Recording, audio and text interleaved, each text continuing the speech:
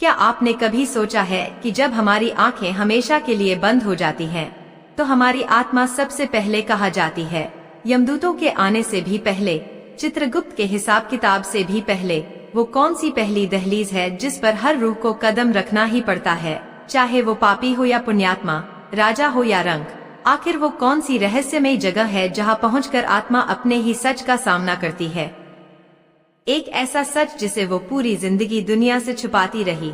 अगर आप इस रहस्य को जानने की हिम्मत रखते हैं, तो मेरे साथ इस कहानी के अंत तक बने रहिएगा, क्योंकि आज जो आप जानेंगे वो आपकी रातों की नींद उड़ा सकता है। राजस्थान की तपती रेत के बीच बसा एक छोटा सा गांव था, कालपुर। इस गांव की पहचान न यहाँ के किलों से थी और न ही यहाँ के बाजारों से। इस गांव की पहचान थे सिद्धतांत्रिक महंत श्यामदास, जिन्होंने अपनी 70 वर्ष की आयु का हर एक दिन केवल एक ही सवाल का जवाब खोजने में लगा दिया था: मृत्यु के बाद क्या होता है? उनकी ख्याति दूर दूर तक फैली थी। लोग कहते थे कि महंत श्यामदास की आंखें वो देख सकती हैं जो एक साधारण इंसान कभी नहीं देख सकता। वो आत्माओं से बात कर सकते थे और उन्होंने अपनी साधना के बल पर मृत्यु के उस पार के कई रहस्यों को जान लिया था। आज उसी महंत श्यामदास की कुटिया में एक अजीब सी खामोशी पसरी थी। बाहर तेज हवाएं चल रही थी, जैसे प्रकृति भी किसी अनहोनी की आशंका में व्याकुल हो। कुटिया के अंदर दीपक की लौ हवा के हर झोंके के साथ कांप रही थी और उसकी कांपती हुई रोशनी में महंत श्यामदास अपनी अंतिम सांसें गिन रहे थे। उनका शरीर जर्जर हो चुका था। त्वचा पर पड़ी झुर्रियां उनके 70 वर्षों के अनुभव और तपस्या की गवाही दे रही थी, पर उनकी आंखों में अभी भी एक अलौकिक चमक थी, एक ऐसी चमक जो किसी गहरे रहस्य को अपने अंदर समेटे हुए थी। उनके बिस्तर के पास उनका सबसे प्रिय शिष्य विक्रम बैठा था। विक्रम पिछले 20 सालों से अपने गुरु की सेवा कर रहा था। उसने गुरु से तंत्र, मंत्र और साधना की हर विधा सीखी थी, लेकिन वो एक रहस्य था जिसे गुरु ने कभी किसी पर प्रकट नहीं किया: मृत्यु का रहस्य। विक्रम का गला रुंधा हुआ था, आंखों में आंसू थे, पर आज उसे अपने आंसुओं से ज्यादा अपने सवालों का जवाब चाहिए था। उसने कांपते हुए हाथों से गुरु के ठंडे पड़ते हाथ को थामा और हिम्मत करके पूछ ही लिया: गुरुदेव, आपने अपना पूरा जीवन जिस एक सत्य को जानने में लगा दिया। आपने हमेशा कहा कि आप जानते हैं कि अंतिम सांस के बाद आत्मा का पहला पड़ाव कौन सा होता है। आज इस अंतिम घड़ी में क्या आप अपने इस शिष्य पर कृपा नहीं करेंगे? मुझे वो सत्य बता दीजिए गुरुदेव, मैं उस ज्ञान के बिना अधूरा रह जाऊंगा। महंत श्यामदास की मुरझाती आंखों में एक अजीब सी हलचल हुई। उन्होंने एक गहरी, थकी हुई सांस ली, जो किसी सूखे कुएं से आती हुई आवाज जैसी लग रही थी। उनके होंठ फड़फड़ाए। विक्रम अपना कान उनके मुंह के पास ले गया। बेटा विक्रम, गुरु की आवाज एक फुसफुसाहट से ज्यादा नहीं थी। मैंने अपनी समाधि की अवस्था में उस जगह को देखा है, अपनी आंखों से देखा है। वो न स्वर्ग है न नर्क, वो यमलोक का मार्ग भी नहीं है। वो पहली जगह है जहाँ हर आत्मा को, हर एक रूह को जाना ही पड़ता है। हम उसे प्रतीक्षा कक्ष कहते हैं। विक्रम ने हैरानी से पूछा, प्रतीक्षा कक्ष? ये कैसा नाम है गुरुदेव? किसका इंतजार करना पड़ता है वहाँ? गुरु के चेहरे पर एक फीकी, रहस्यमयी मुस्कान तैर गई। किसी का नहीं बेटा, वहाँ आत्मा स्वयं का इंतजार करती है, अपने कर्मों के सच होने का इंतजार करती है। वो एक ऐसी जगह है जहाँ समय रुक जाता है। तुम्हारी सांसारिक घड़ियां वहाँ काम नहीं करती। वहाँ तुम एक पल में हो सकते हो या अनंत काल तक, और वहाँ तुम्हें कोई यमदूत, कोई फरिश्ता लेने नहीं आता। वहाँ तुम्हें अपने जीवन का हर एक पल, हर एक कर्म, हर एक सोचा हुआ विचार, हर एक बोला गया झूठ, हर एक किया गया पाप एक विशाल अनंत दर्पण में देखना पड़ता है, और तुम भाग नहीं सकते। तुम अपनी आंखें बंद नहीं कर सकते, तुम्हें देखना ही पड़ता है। विक्रम की रीढ़ की हड्डी में एक सिहरन दौड़ गई। उसने कल्पना करने की कोशिश की, एक ऐसी जगह जहां वो अकेला हो और उसके सामने उसकी पूरी जिंदगी एक फिल्म की तरह चल रही हो। हर वो गलती जिसे वो भूल चुका था, हर वो पाप जिसे उसने अंधेरे में किया था, सब कुछ उजागर हो रहा हो। गुरुदेव ने अपनी बात जारी रखी। उनकी आवाज और धीमी हो गई थी। कल्पना करो एक ऐसे गलियारे की जिसका कोई ओर छोर नहीं, जहाँ न सूर्य का प्रकाश है न चंद्रमा की शीतलता, केवल एक अंतहीन स्या अंधेरा जो तुम्हारी आंखों में नहीं, तुम्हारी आत्मा में उतर जाता है। उस घने अंधेरे में तुम सिर्फ खुद को देख सकते हो और तुम्हें अपने ही कदमों की आवाज गूंजती हुई सुनाई देती है हर कदम के साथ। उस गलियारे की अदृश्य दीवारों पर तुम्हारी जिंदगी का एक नया दृश्य उभर आता है। तुम्हारा बचपन, तुम्हारी जवानी, तुम्हारा बुढ़ापा, हर हंसी, हर आंसू, हर धोखा, हर सेवा, सब कुछ बिल्कुल साफ जैसे कल ही की बात हो। वहाँ तुम पूरी तरह से अकेले होते हो। कोई ईश्वर नहीं, कोई शैतान नहीं, कोई परिवार नहीं, कोई मित्र नहीं, सिर्फ तुम और तुम्हारे कर्मों का वो विशाल दर्पण। गुरुदेव हाफने लगे, उनका सीना जोर जोर से ऊपर नीचे हो रहा था। विक्रम ने जल्दी से उन्हें पानी पिलाने की कोशिश की, लेकिन उन्होंने इशारे से मना कर दिया। वहाँ की हवा में तुम्हारे पश्चाताप की गंध होती है। वहाँ जो सन्नाटा है उसमें उन लोगों की अनकही चीखें होती हैं जिन्हें तुमने कष्ट दिया। और सबसे भयानक बात जानते हो क्या है विक्रम? गुरुदेव ने अपनी धुंधली आँखों से सीधे विक्रम की आँखों में झांका। उस दर्पण में तुम्हें सिर्फ अपने कर्म नहीं दिखते, तुम्हें उन कर्मों का प्रभाव भी दिखता है। अगर तुमने किसी के साथ धोखा किया तो तुम्हें उस व्यक्ति की पीड़ा, उसके परिवार का दुख, उसकी रातों की तड़प, सब कुछ महसूस करना पड़ता है जैसे वो दर्द तुम्हारा अपना हो। अगर तुमने किसी की मदद की तो तुम्हें उस व्यक्ति के चेहरे की खुशी, उसके दिल से निकली दुआ और उस दुआ से दूसरों के जीवन में आया सकारात्मक बदलाव, सब कुछ अनुभव करने का अवसर मिलता है। वो प्रतीक्षा कक्ष न्याय नहीं करता, वो सिर्फ दिखाता है। वो तराजू है जिसमें एक पल्ले पर तुम्हारा कर्म होता है और दूसरे पर उसका परिणाम। दोस्तों, एक पल के लिए सोचिए, अगर वो फुसफुसाहट और वो रहस्यमयी प्रतीक्षा कक्ष का वर्णन आपके कानों में पड़ता तो आपका क्या होता? आपकी आत्मा कांप जाती ना?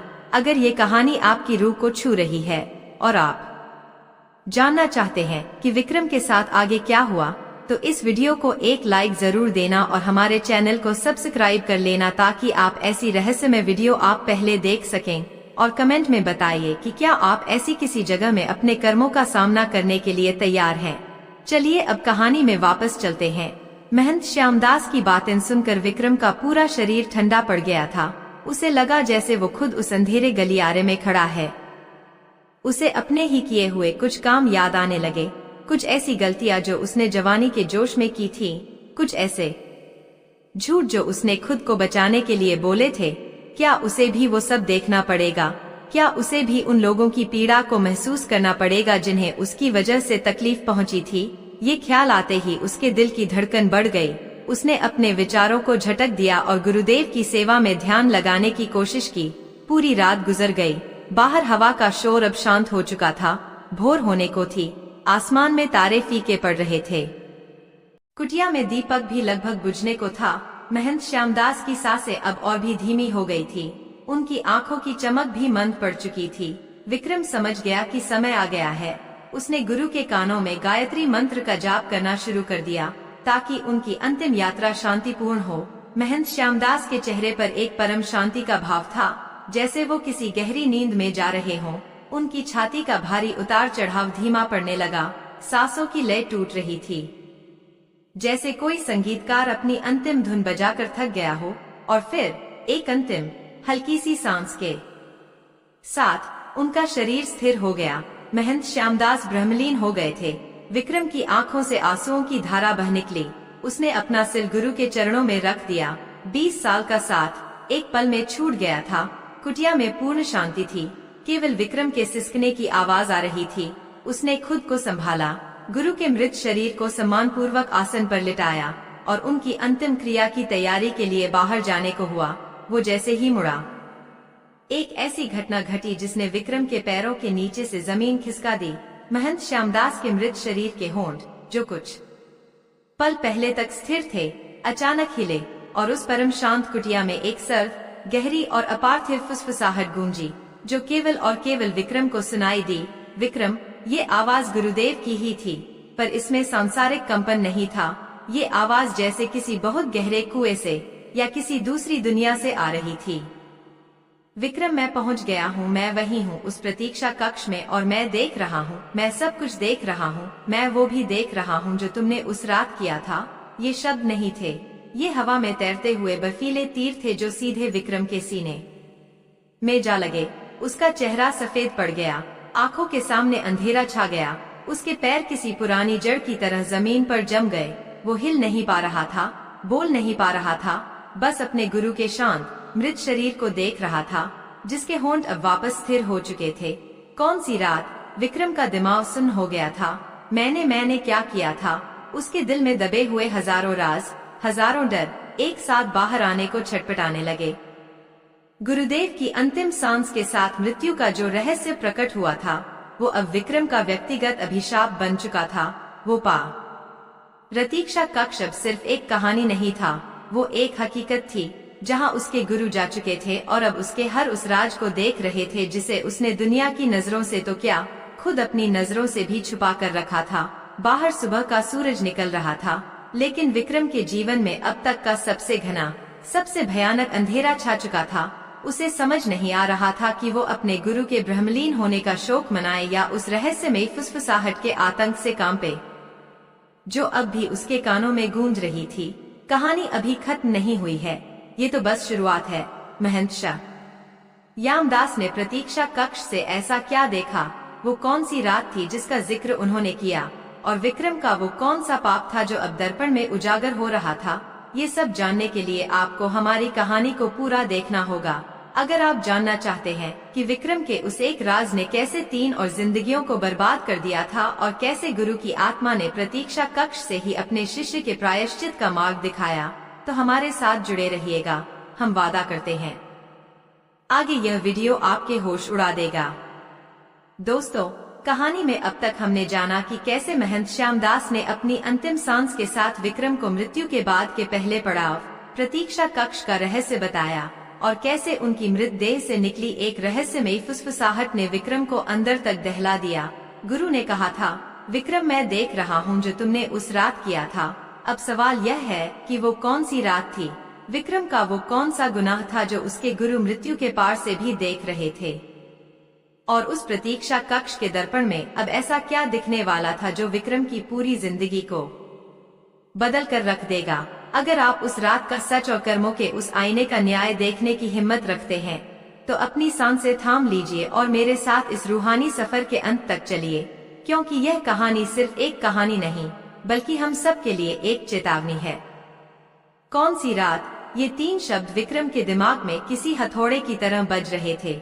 गुरुदेव का शांत मृत शरीर उसके सामने था, पर उनके कहे वो अंतिम शब्द जीवित होकर उसकी आत्मा को झंझोड़ रहे थे। बाहर सुबह का उजाला फैल चुका था, पक्षी चहचहा रहे थे, गांव में एक नया दिन शुरू हो रहा था। लेकिन विक्रम के लिए समय उसी एक पल में ठहर गया था। वो एक मूर्ति की तरह खड़ा था। उसकी आंखों में न आंसू थे, न भय, बस एक गहरी अथाह शून्यता थी। गांव के लोग धीरे धीरे जुटने लगे। महंत श्यामदास के ब्रह्मलीन होने की खबर आग की तरह फैल गई थी। हर कोई शोक में डूबा था, हर चेहरे पर उदासी थी, पर विक्रम को लग रहा था जैसे हर कोई उसी को घूर रहा है, जैसे हर किसी की आंखें उससे वही सवाल पूछ रही हैं। विक्रम, तुमने उस रात क्या किया था? लोगों के सांत्वना भरे शब्द उसे ताने जैसे लग रहे थे। हर कोई कह रहा था, विक्रम तुम धन्य हो, तुमने गुरु की इतनी सेवा की, उनका आशीर्वाद तुम्हारे साथ है। और हर बार ये सुनकर विक्रम का दिल और ज्यादा अपराध बोध से भर जाता, आशीर्वाद या अभिशाप? वो मन ही मन सोचता। गुरुदेव की अंतिम क्रिया की तैयारियां शुरू हुई। विक्रम एक यंत्र की तरह सारे काम कर रहा था। उसका शरीर वहां था, पर उसका मन, उसकी चेतना उस अंधेरे अंतहीन गलियारे में भटक रही थी जिसके बारे में गुरु ने बताया था। उसे लग रहा था जैसे वो अपने गुरु को नहीं, बल्कि अपने किसी गुनाह को अग्नि दे रहा है। चिता की लपटें जब आसमान की ओर उठीं, तो विक्रम को उन लपटों में गुरुदेव का चेहरा नहीं, बल्कि एक विशाल काला दर्पण दिखाई दिया। एक ऐसा दर्पण जो उसे अपनी ओर खींच रहा था। अगले 3 दिन और 3 रातें विक्रम के लिए 100 सालों के बराबर थीं। वो न सो पाता, न जाग पाता, आंखें बंद करता तो गुरुदेव की वो बर्फीली फुसफुसाहट कानों में गूंजती। आंखें खोलता तो कुटिया की हर चीज उसे घूरती हुई महसूस होती। उसे हर परछाई में एक आकृति दिखती, हवा के हर झोंके में एक सरगोशी सुनाई देती। गांव वाले कहते, विक्रम गुरु के वियोग में टूट गया है, पर सिर्फ विक्रम जानता था कि ये वियोग नहीं, ये उस सच का आतंक था जो अब उजागर होने वाला था। तीसरी रात थी, चांद बादलों में छिपा था और चारों तरफ एक भयावह सन्नाटा था। विक्रम अपनी चटाई पर लेटा हुआ था। उसकी आंखें खुली थी और वो छत को घूर रहा था। अचानक उसे लगा जैसे कमरे का तापमान गिरने लगा है। हवा भारी हो गई और दिए की लौ जो अब तक स्थिर थी जोर जोर से कांपने लगी और फिर बुझ गई। घोर अंधकार छा गया, पर ये वो अंधकार नहीं था जो रोशनी के जाने से होता है। ये एक जीवित स्पंदन करता हुआ अंधकार था जो कमरे की दीवारों से निकलकर उसे अपनी चपेट में ले रहा था। विक्रम ने उठने की कोशिश की, पर उसका शरीर जैसे पत्थर का हो गया था। वो हिल नहीं पा रहा था। वो चिल्लाना चाहता था, पर उसके गले से आवाज नहीं निकल रही थी। और तभी उसे अपने ही कदमों की आवाज सुनाई दी। जबकि वो अपनी जगह पर स्थिर लेटा हुआ था, वो आवाज उसके कानों में नहीं बल्कि उसके दिमाग के अंदर गूंज रही थी। ठप ठप ठप, जैसे कोई ठंडे फर्श पर नंगे पांव चल रहा हो। उसने महसूस किया कि वो अब अपनी कुटिया में नहीं है। वो खड़ा है एक अंतहीन काले गलियारे में, ठीक वैसा ही जैसा गुरुदेव ने वर्णन किया था। चारों तरफ से अंधेरा था, पर उसे अपना शरीर साफ दिखाई दे रहा था। हवा में एक अजीब सी ठंडक थी जिसमें नमी और पश्चाताप की गंध घुली हुई थी। वो अकेला था, पर उसे अपने चारों ओर हजारों अदृश्य आंखों के होने का एहसास हो रहा था। वो डर गया। वो भागना चाहता था, पर उसके पैर जैसे जमीन में धंस गए थे। और तभी उसके सामने उस घने अंधेरे में से एक विशाल काला दर्पण प्रकट हुआ। वो इतना विशाल था कि उसका कोई अंत नहीं दिख रहा था और उसकी सतह किसी शांत गहरी झील के पानी की तरह चिकनी थी। विक्रम ने डरते डरते उसमें देखने की कोशिश की। उसे अपना चेहरा दिखने की उम्मीद थी, पर वहाँ कुछ और ही था। दोस्तों, एक पल के लिए अपनी आंखें बंद करके कल्पना कीजिए। आप एक ऐसी जगह पर हैं जहां आपके सिवा कोई नहीं, और आपके सामने एक ऐसा आईना है जो आपका चेहरा नहीं, आपके कर्म दिखाने वाला है। आपकी आत्मा कांप जाएगी, है ना? अगर आप विक्रम के साथ उस दर्पण में झांकने की हिम्मत रखते हैं, तो इस कहानी को एक लाइक देकर अपनी हिम्मत दिखाइए और कमेंट में हर हर महादेव लिखिए, क्योंकि अब जो सच सामने आने वाला है वो किसी तूफान से कम नहीं होगा। उस काले दर्पण में कोई प्रतिबिंब नहीं था, बल्कि एक दृश्य उभर रहा था, जैसे कोई पुरानी फिल्म शुरू हो रही हो। दृश्य धुंधला था, पर धीरे धीरे साफ होने लगा। विक्रम ने देखा, ये आज से 5 साल पहले की एक रात थी। पूनम की रात। गुरुदेव अपनी कुटिया में गहरी समाधि में लीन थे, और वो यानी विक्रम दबे पांव उनकी पुरानी संदूकची की ओर बढ़ रहा था। उसका दिल जोर जोर से धड़क रहा था, उसके हाथ कांप रहे थे। उसने संदूकची खोली और उसमें से एक पुरानी हाथ से लिखी हुई किताब निकाली। उस किताब का नाम था कालतंत्र रहस्य। ये वो गुप्त तांत्रिक पुस्तक थी जिसे गुरुदेव ने अपनी साधना के सबसे खतरनाक और शक्तिशाली मंत्रों से लिखा था। गुरु ने विक्रम को सब कुछ सिखाया था, पर इस किताब को छूने की भी मनाही थी। वो कहते थे, विक्रम, ये ज्ञान दोधारी तलवार है। अगर इसका उपयोग परमार्थ के लिए न किया गया तो ये साधक को ही नष्ट कर देती है। इसकी शक्ति को संभालने के लिए जिस वैराग्य और निस्वार्थता की जरूरत है वो तुम में अभी नहीं है। पर विक्रम के मन में लालच आ गया था। गांव का जमींदार दुर्जन सिंह, जो अपनी क्रूरता और धन के अहंकार के लिए कुख्यात था, उसने विक्रम को एक बहुत बड़ी रकम का लालच दिया था। वो अपनी दुश्मनी निकालने और अपनी शक्ति बढ़ाने के लिए कोई अचूक तांत्रिक उपाय चाहता था, और विक्रम कुछ पलों के लालच में आकर अपने गुरु के विश्वास, अपनी 20 साल की सेवा और अपने जमीर सबको दाव पर लगा बैठा। दर्पण में दृश्य बदला। विक्रम ने देखा कि वो रात के अंधेरे में वो किताब लेकर जमींदार दुर्जन सिंह की हवेली में है। दुर्जन सिंह के चेहरे पर एक कुटिल मुस्कान थी। उसने सोने की मोहरों से भरी एक थैली विक्रम की ओर फेंकी और उसके हाथ से वो किताब छीन ली, जैसे कोई भूखा भेड़िया मांस का टुकड़ा छीनता है। विक्रम ने उस थैली को उठाया। मोहरों की खनक उसके कानों में शहद की तरह घुल रही थी, पर उसे ये एहसास नहीं था कि वो सोना नहीं, बल्कि अपने कर्मों का जहर खरीद रहा है। अब दर्पण का दृश्य और भी भयानक हो गया। विक्रम ने देखा कि दुर्जन सिंह उस किताब के मंत्रों का दुरुपयोग कर रहा है। उसने अपने एक दुश्मन, एक सीधे साधे किसान पर उस किताब से मारण प्रयोग किया। दर्पण में विक्रम ने उस किसान को तिल तिल कर मरते हुए देखा। वो खाट पर पड़ा था, उसका शरीर सूखता जा रहा था। हकीम, वैद्य, कोई उसकी बीमारी पकड़ नहीं पा रहा था। और विक्रम ने उस किसान की आंखों में वो पीड़ा, वो बेबसी, वो दर्द महसूस किया जैसे वो उसका अपना दर्द हो। उसकी आत्मा चीख पड़ी। दृश्य फिर बदला। दुर्जन सिंह ने अपने व्यापार में मुनाफे के लिए एक दूसरे व्यापारी पर उच्चाटन मंत्र का प्रयोग किया ताकि उसका मन अपने काम से उचट जाए और वो बर्बाद हो जाए। दर्पण ने विक्रम को दिखाया कि कैसे वो हंसता खेलता व्यापारी धीरे धीरे पागल होने लगा। वो सड़कों पर फटेहाल घूम रहा था। उसका परिवार भीख मांगने पर मजबूर हो गया था और विक्रम ने उस व्यापारी के बच्चों की आंखों में भूख और डर को महसूस किया। उसने उनकी माँ के आंसुओं की हर बूंद का खारापन अपनी जबान पर महसूस किया। उसकी रूह कांप उठी। तीसरा दृश्य सबसे ज्यादा दिल दहला देने वाला था। दुर्जन सिंह को शक था कि गांव की एक निर्धन विधवा उस पर काला जादू करती है। उसने उस किताब से एक बंधन क्रिया का प्रयोग उस विधवा की छोटी बच्ची पर कर दिया। दर्पण में विक्रम ने देखा कि वो 7 साल की मासूम बच्ची, जो कल तक पूरे आंगन में दौड़ा करती थी, अचानक बीमार पड़ गई। उसका शरीर अकड़ने लगा और उसकी आवाज चली गई। वो बस अपनी डरी हुई आंखों से अपनी माँ को देखती रहती और विक्रम ने उस माँ की तड़प को महसूस किया जो अपनी बच्ची को अपनी आंखों के सामने पत्थर बनते देख रही थी। विक्रम अब और नहीं देख पा रहा था। वो चीखना चाहता था, रोना चाहता था, उस दर्पण को तोड़ देना चाहता था, पर वो बेबस था। ये उसके ही कर्मों का सिनेमा था और वो इसका एकमात्र दर्शक था।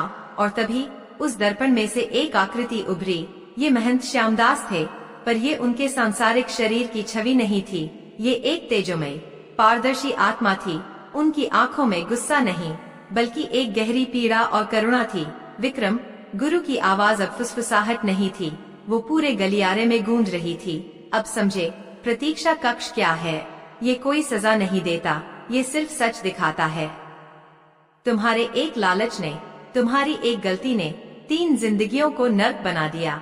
वो किसान मरकर भी भटक रहा है, वो व्यापारी पागल होकर भी जी रहा है, और वो बच्ची, वो जीवित होकर भी एक पत्थर की मूर्ति बन गई है। उनकी आत्माओं की चीखें तुम्हें यहाँ खींच लाई है। विक्रम फूट फूट कर रोने लगा। मुझे क्षमा कर दीजिए गुरुदेव, मुझसे पाप हो गया। मैं लालच में अंधा हो गया था। मुझे नहीं पता था कि इसका परिणाम इतना भयानक होगा। गुरु की आत्मा ने कहा, कर्म करते समय इंसान अक्सर परिणाम से अनजान होता है, पर कर्म का खाता बड़ा सीधा है। विक्रम, वहाँ कुछ भी अनजान नहीं रहता। यहाँ इस प्रतीक्षा कक्ष में हर आत्मा को अपने कर्मों का परिणाम भोगना नहीं, बल्कि महसूस करना पड़ता है, ताकि उसे अपने कर्म की गहराई का ज्ञान हो सके। तो क्या मेरा कोई प्रायश्चित नहीं है? क्या मुझे अनंत काल तक इसी गलियारे में भटकना होगा? विक्रम ने गिड़गिड़ाते हुए पूछा। प्रायश्चित का मार्ग कभी बंद नहीं होता विक्रम। गुरु की आवाज में एक उम्मीद की किरण थी। अभी तुम जीवित हो, तुम्हारी सांसें चल रही हैं। तुम अभी इस प्रतीक्षा कक्ष के स्थायी निवासी नहीं बने हो। ये तो बस एक झलक थी, एक चेतावनी। तुम्हारे कर्मों का दर्पण तुम्हें इसलिए दिखाया गया है ताकि तुम इसे सुधार सको। जाओ विक्रम, वापस जाओ अपनी दुनिया में। पर मैं क्या करूँगा गुरुदेव? विक्रम ने पूछा। उस जमींदार दुर्जन सिंह के पास वो किताब है। वो बहुत शक्तिशाली और क्रूर है। मैं उसका सामना कैसे करूँगा? गुरुदेव की तेजोमयी छवि विक्रम के करीब आई। उन्होंने अपना अभय हस्त उसके सिर पर रखा। विक्रम को लगा जैसे किसी ने तपते हुए लोहे पर शीतल जल डाल दिया हो। उसकी आत्मा को एक पल के लिए परम शांति मिली। उस किताब की शक्ति आसुरी शक्ति है विक्रम, और आसुरी शक्ति का सामना केवल दैवीय शक्ति से किया जा सकता है। मैंने तुम्हें जो ज्ञान दिया है, जो निस्वार्थ सेवा और परोपकार के मंत्र सिखाए हैं, वही तुम्हारी असली शक्ति है। उस शक्ति को जगाओ। जाओ और उस किसान के भटकते हुए परिवार को सहारा दो। उस व्यापारी के परिवार की मदद करो और उस मासूम बच्ची को उस दुष्ट के बंधन से मुक्त कराओ। जिस दिन तुम उन 3 बर्बाद जिंदगियों को फिर से संवार दोगे, उसी दिन तुम्हारा प्रायश्चित पूरा होगा। और याद रखना, तुम्हें दुर्जन सिंह से लड़ना नहीं है, तुम्हें उसके पाप से लड़ना है। तुम्हें उस किताब को नष्ट करना है ताकि वो और किसी का जीवन बर्बाद न कर सके। यही तुम्हारा धर्म है और यही तुम्हारा कर्म। इतना कहते ही गुरुदेव की छवि उस दर्पण में विलीन हो गई। वो विशाल काला दर्पण भी धीरे धीरे अंधेरे में समा गया और विक्रम को एक जोर का झटका लगा, जैसे वो किसी बहुत ऊंची खाई से नीचे गिर गया हो। उसकी आंख खुली। वो अपनी चटाई पर था, पसीने से लथपथ, उसका दिल किसी धावक की तरह दौड़ रहा था। कुटिया के बाहर मुर्गे ने बांग दी थी। भोर हो चुकी थी। एक नई सुबह, एक नया जीवन, एक नया उद्देश्य विक्रम के सामने था। वो पुराना, डरा हुआ, अपराध बोध से ग्रस्त विक्रम नहीं था। उसकी आंखों में अब आंसू नहीं, बल्कि एक दृढ़ संकल्प की अग्नि थी। उसे पता था कि उसे क्या करना है। वो उठा, उसने स्नान किया और अपने गुरु की तस्वीर के सामने हाथ जोड़कर खड़ा हो गया। गुरुदेव, आपने मुझे सिर्फ मृत्यु का रहस्य नहीं बताया, आपने मुझे जीवन का अर्थ भी समझा दिया। मैं आपको वचन देता हूँ, मैं अपने पाप का प्रायश्चित करूँगा। मैं उन तीनों परिवारों को उनका जीवन वापस लौटाऊंगा और उस अधर्म की किताब को नष्ट करके ही दम लूंगा, चाहे इसके लिए मुझे अपने प्राणों की आहुति ही क्यों न देनी पड़े। विक्रम ने अपनी कमर में वो थैली खोजी जिसमें दुर्जन सिंह की दी हुई सोने की मोहरें थी, जिन्हें उसने आज तक छुआ भी नहीं था। उसने वो थैली उठाई और कुटिया से बाहर निकल गया। उसका पहला कदम उस किसान के घर की ओर था जिसकी मृत्यु दुर्जन सिंह के मारण प्रयोग से हुई थी। गांव वाले हैरान थे, जो विक्रम 3 दिन से शोक में डूबा एक कमरे में बंद था, वो आज अचानक एक नए तेज के साथ कहाँ चल पड़ा था। विक्रम जब उस किसान के घर पहुंचा तो वहाँ मातम पसरा था। किसान की पत्नी और बच्चे बेहाल थे। घर में खाने को दाना तक नहीं था। विक्रम ने सोने की मोहरों की वो थैली उस विधवा के चरणों में रख दी और कहा, माँ, ये तुम्हारे पति की अमानत है, इसे स्वीकार करो। विधवा ने हैरानी से उसे देखा। विक्रम ने कहा, इसे मेरा प्रायश्चित समझो। मैं तुम्हारे पति को तो वापस नहीं ला सकता, पर मैं वचन देता हूँ कि जब तक तुम्हारे बच्चे अपने पैरों पर खड़े नहीं हो जाते, उनकी जिम्मेदारी मेरी है। इसके बाद विक्रम उस बर्बाद हुए व्यापारी के घर गया, जो अब एक झोपड़ी में रहता था। विक्रम ने उसे और उसके परिवार को सहारा दिया। अपनी बची हुई जमा पूंजी से उसके रहने और खाने का प्रबंध किया और अपने गुरु से सीखे हुए आयुर्वेदिक और मानसिक उपचार से उस व्यापारी का इलाज शुरू किया। अब सबसे बड़ी और सबसे कठिन चुनौती बाकी थी, उस मासूम बच्ची को दुर्जन सिंह के तांत्रिक बंधन से मुक्त कराना। विक्रम जानता था कि इसके लिए उसे दुर्जन सिंह से सीधे टकराना होगा। वो उस हवेली की ओर चल पड़ा जहां 5 साल पहले उसने अपने जमीर का सौदा किया था। हवेली के बाहर पहरेदार खड़े थे, पर विक्रम की आंखों में ऐसा तेज था कि वो उसे रोक नहीं पाए। वो सीधा दुर्जन सिंह के सामने जा खड़ा हुआ। दुर्जन सिंह उसे देखकर चौंका, फिर कुटिलता से मुस्कुराया। आओ महंत जी, गुरु की गद्दी मिल गई तो पुराने ग्राहकों को भूल गए। विक्रम ने शांत पर दृढ़ आवाज में कहा, जमींदार, मैं यहाँ कुछ मांगने आया हूँ। वो निर्दोष बच्ची जिसे तुमने अपने बंधन में जकड़ रखा है, उसे मुक्त कर दो। दुर्जन सिंह जोर जोर से हंसने लगा। मुक्त कर दूं, ताकि वो चुड़ैल फिर से मुझ पर जादू कर सके। और तुम कौन होते हो मुझसे ये मांगने वाले? भूल गए? उस किताब तक का रास्ता तुमने ही मुझे दिखाया था। तुम भी उतने ही पापी हो जितने की मैं। विक्रम ने कहा, हाँ, मैं पापी हूँ और इसीलिए मैं यहाँ अपना प्रायश्चित करने आया हूँ। उस बच्ची को आजाद कर दो और वो काल तंत्र रहस्य नामक किताब मुझे वापस कर दो। मैं उसे नष्ट करना चाहता हूँ। ये सुनते ही दुर्जन सिंह का चेहरा क्रोध से लाल हो गया। तुम्हारी हिम्मत कैसे हुई? वो किताब मेरी शक्ति है। मैं तुम्हें और उस बच्ची दोनों को खत्म कर दूंगा। उसने वो किताब निकाली और कोई मंत्र पढ़ना शुरू कर दिया। कमरे में एक काली ऊर्जा फैलने लगी। हवा तेज हो गई, चीजें हिलने लगी, पर विक्रम शांत खड़ा रहा। उसने अपनी आंखें बंद की और अपने गुरु का ध्यान किया।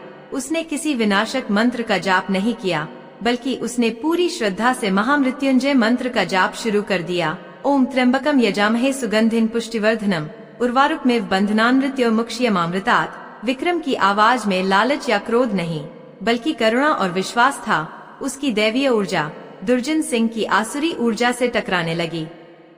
दुर्जन सिंह ने देखा कि उसके मंत्र बेअसर हो रहे हैं। विक्रम के चारों ओर एक अदृश्य सुरक्षा कवच बन गया था, जिस पर उसकी कोई काली शक्ति काम नहीं कर रही थी। वो और जोर जोर से मंत्र पढ़ने लगा, पर जैसे जैसे विक्रम का जाप बढ़ता गया, दुर्जन सिंह की शक्ति क्षीण होने लगी। वो किताब उसके हाथों में कांपने लगी और अचानक उसमें से काला धुआं निकलने लगा और वो धू धू कर जलने लगी। दुर्जन सिंह चीख पड़ा। उसकी सारी शक्ति का स्रोत नष्ट हो चुका था। उसी पल गांव के दूसरे छोर पर उस बच्ची ने, जो सालों से पत्थर बनी हुई थी, एक गहरी सांस ली।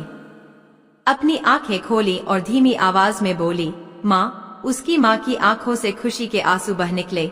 दुर्जन सिंह अपनी शक्ति खोकर जमीन पर गिर पड़ा। विक्रम ने उसे उठाया और कहा, तुम्हारी असली सजा कानून देगा, पर तुम्हारे कर्मों की सजा तुम्हें उस प्रतीक्षा कक्ष में मिलेगी जहां मैं होकर आया हूं। विक्रम ने अपना प्रायश्चित पूरा कर लिया था। उसने उन तीनों परिवारों को फिर से जीवन दिया था। वो वापस अपने गुरु की कुटिया में लौटा। आज वहां कोई डर या अपराध बोध नहीं था, बल्कि एक गहरी शांति और संतुष्टि थी।